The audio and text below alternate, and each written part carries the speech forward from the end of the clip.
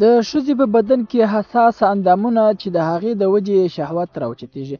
سلام او مینه قدرمنو دوستانو، امید لرم چې تاسو ټول به روغ جوړ او خوشحاله یئ. دوستانو زموږ یوټیوب چینل همدا اوس درسره سبسکرایب کړئ، په خوا کې ورسره د بیل نشان هم ووهئ چې همداسې زموږ د هرې نوې ویډیو معلومات تاسو ته په خپل وخت ورسیږي.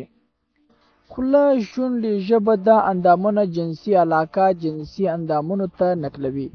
چپه اخیستل، چپه د محبت یو تعبیر دی د ښځې او خاوند ترمنځ، او دا کار باید د هرې جماع نه مخکې ترسره شي، ځکه د دې په وجه روحي او جسدي یو ځایوالی راځي چې د هغې په وجه د جانبینو شهوت راپورته کېږي.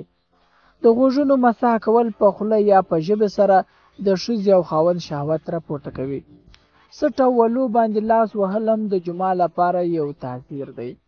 سینې لوبول، د ښځې په سینو لاس وهل یا رودل د جنسي شهوت راپارولو کې شرمګاه دوهم نمبر رول لري چې ښځې له ډېر خوند ورکوي.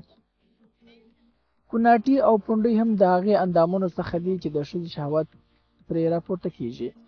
پورته کوم اندامونه چې ذکر شوي په دې کې ټولې ښځې برابرې نه دي. د بعضو ښځو شهوت د یو اندام او د بعضو نور بیا د بل اندام څخه راپورته کېږي. البته د سینو په لوبولو او رودلو کې ټول برابر دي. امید دی چې نننۍ ویډیو به ستاسو خوښه شوې وي.